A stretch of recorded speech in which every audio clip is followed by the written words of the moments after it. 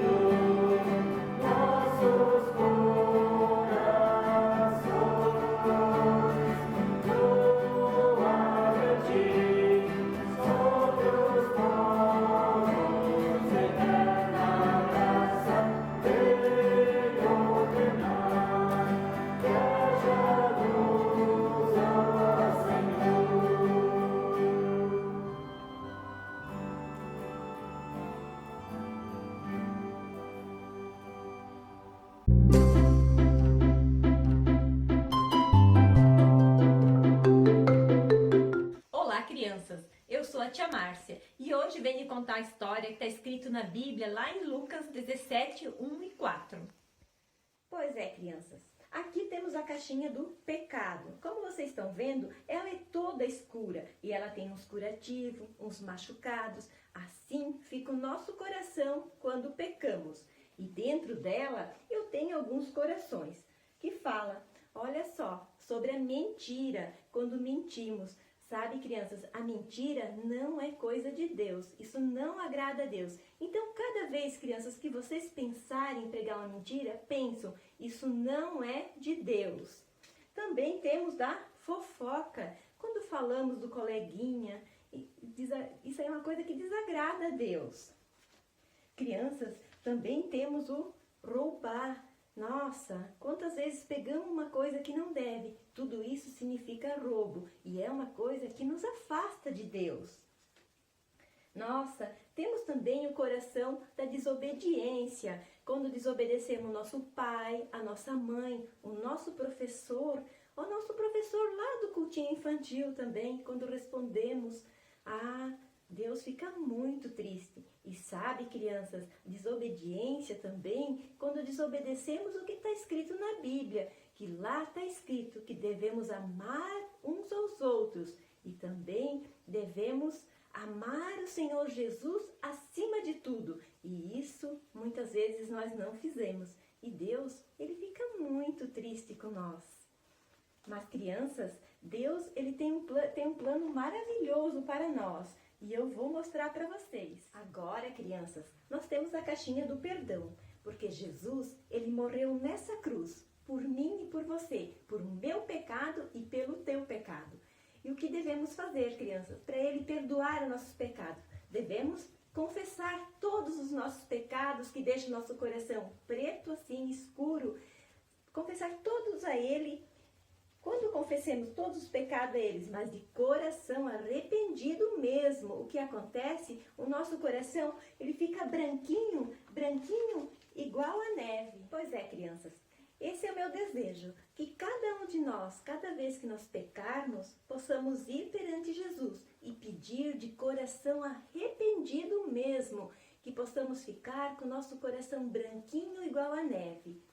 Um forte abraço a cada um de vocês e que Deus abençoe.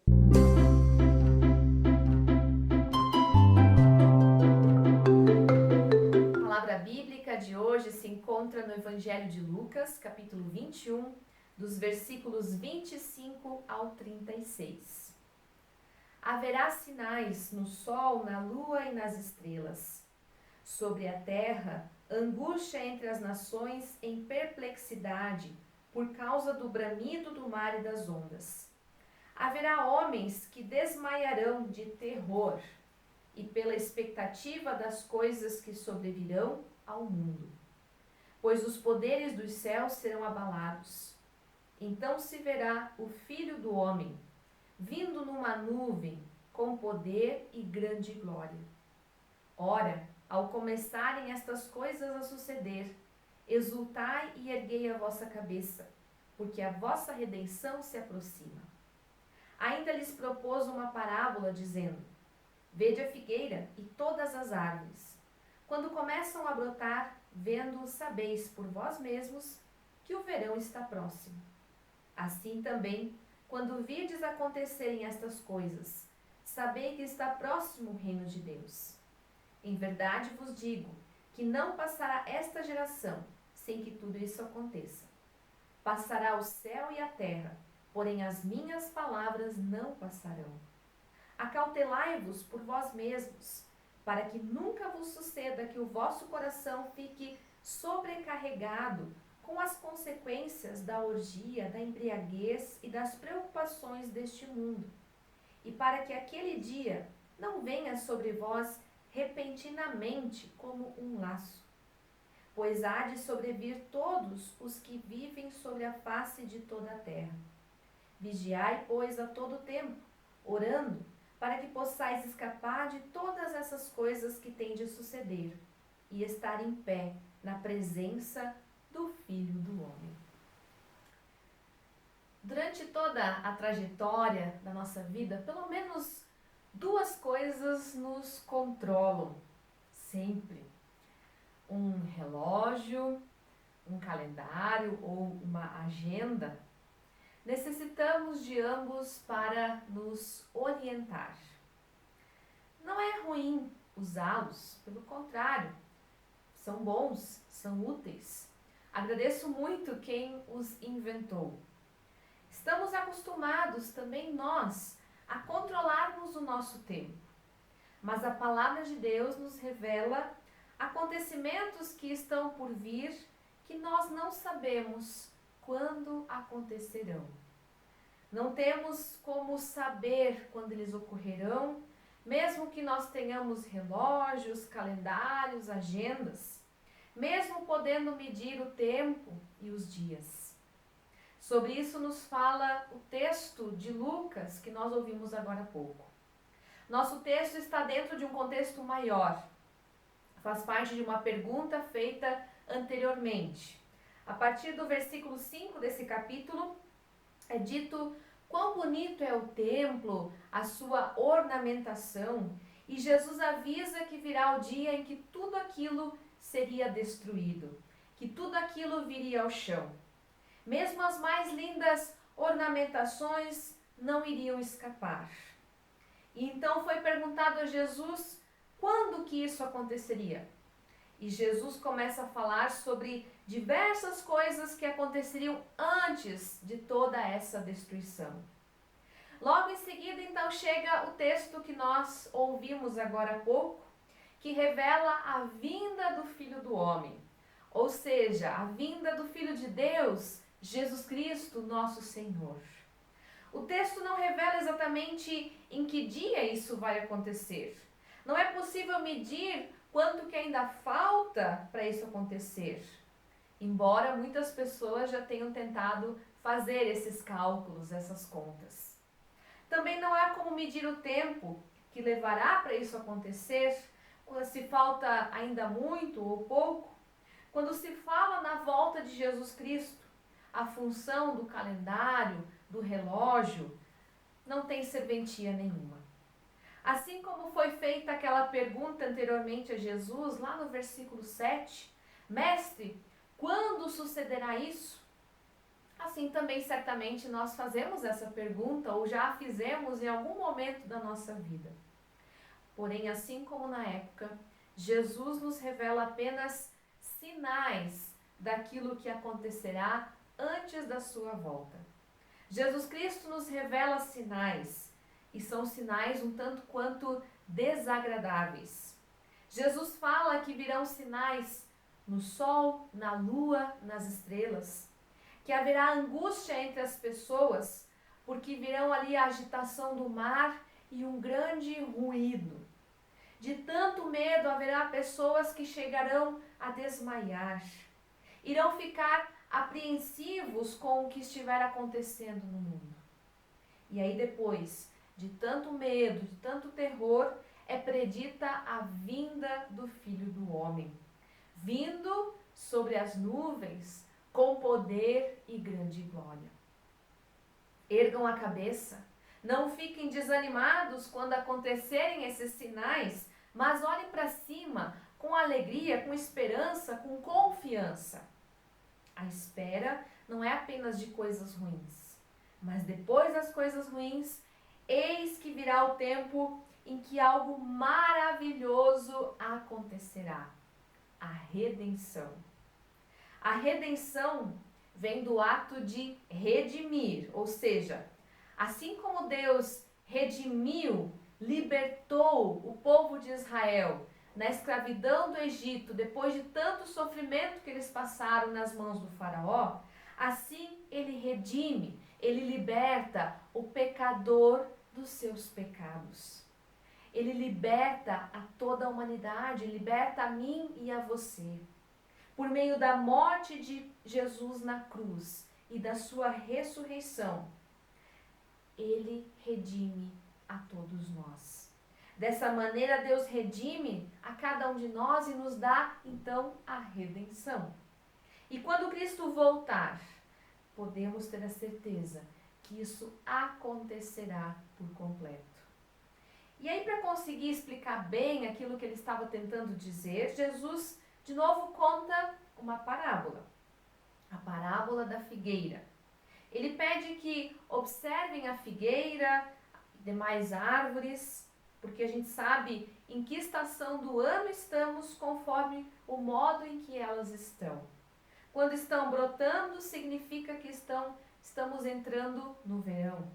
Quando nós observamos as flores, por exemplo, nós sabemos que nós estamos entrando na estação da primavera.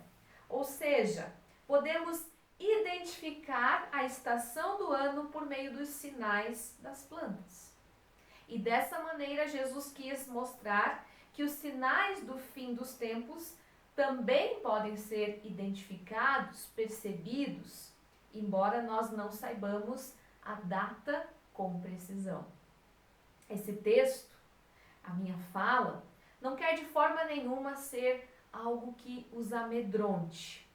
Creio que Jesus não quer que nós o sigamos por medo, mas é um texto que nos faz pensar, que nos faz refletir, que nos mostra que devemos estar preparados para o dia da volta do Filho do Homem.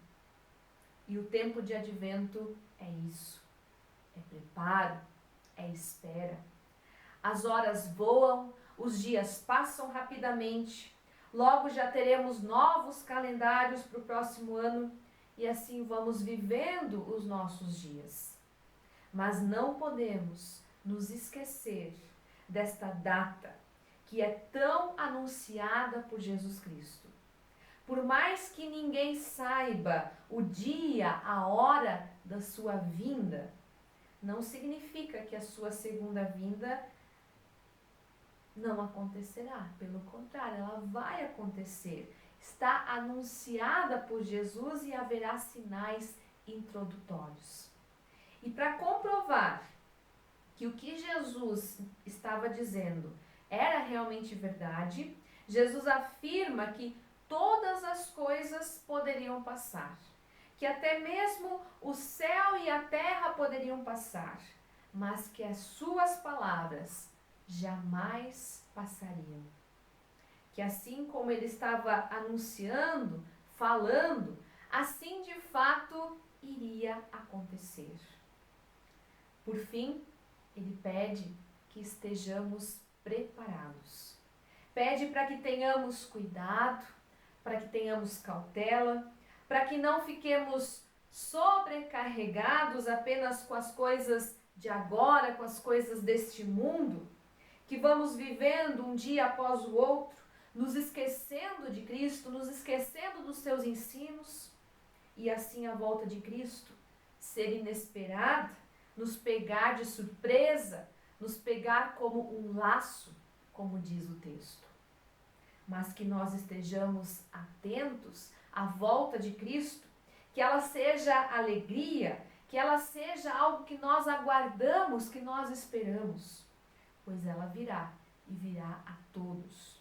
Abrangerá a toda a raça humana. No versículo 36 diz: vigia a todo tempo, orando, para que possam escapar de tudo que está para acontecer e estar de pé na presença do Filho do Homem. Que esse seja também o nosso desejo, agora, em época de advento, também durante toda a nossa vida. Que não deixemos os dias passando por passar, nos enchendo de atividades, preenchendo todo o nosso tempo, mas que possamos sempre nos lembrar que Jesus voltará. Voltará para buscar os seus e que nós estejamos preparados para quando isso acontecer. Que possamos permanecer vigilantes e estarmos de pé na presença do Filho do Homem, quando ele vir sobre as nuvens com poder e grande glória. Advento é tempo de espera. Espera esta que tiveram as pessoas na primeira vinda de Jesus e que nós celebramos e comemoramos a cada ano por conta do Natal. Mas advento também é espera pela volta de Cristo, Nós ainda não sabemos quando será, como nós ouvimos no relato, mas sabemos que acontecerá. Que eu, que você estejamos preparados para isso. Amém. Queremos juntos orar. Querido e bondoso Deus, nós te louvamos e te agradecemos por tua palavra, que orienta a nossa vida, que nos enche de esperança, de coragem e também de fé. Senhor Jesus, nós queremos te agradecer porque um dia tu vieste ao nosso encontro, te tornaste humano como todos nós, morreste em nosso lugar e mostraste que a morte não tem fim, pois tu ressuscitaste. E assim tu prometes que um dia voltarás para buscar todos os seus. De fato, que nós estejamos preparados para isso. Ajuda-nos, Senhor, que nós não nos esqueçamos dessa tua promessa, mas que nós estejamos diariamente em contato contigo, com a tua palavra, com a tua orientação, colocando a nossa vida em tuas mãos, sabendo que tu tens o melhor para todos nós. Queremos confiar a nossa vida, queremos confiar a nossa família em tuas mãos. Lembramos aqui também de pessoas doentes que conhecemos, pessoas enlutadas, que a tua esperança também renasça para elas nesse tempo de advento. Ó Senhor, cuida também de tantas pessoas que têm sofrido neste ano, com tantas mudanças que nós sofremos. Pessoas que também foram acometidas pelo coronavírus, que tu possas estar guardando e cuidando. Abençoa-nos nessa nova semana que começamos. Guarda o nosso lar, a nossa família. Queremos entregar tudo diante de ti. Oramos em nome de Jesus, nosso Senhor, nosso Salvador. Amém. Queremos também receber a bênção de Deus. Que o Senhor te abençoe e te guarde. Que o Senhor faça resplandecer o seu rosto sobre ti e que ele tenha misericórdia de ti. Que sobre ti ele levante a sua face e que ele te dê a paz, hoje e sempre. Amém. Desejo a você uma abençoada semana, um abençoado tempo de advento, tempo de preparo, tempo de espera.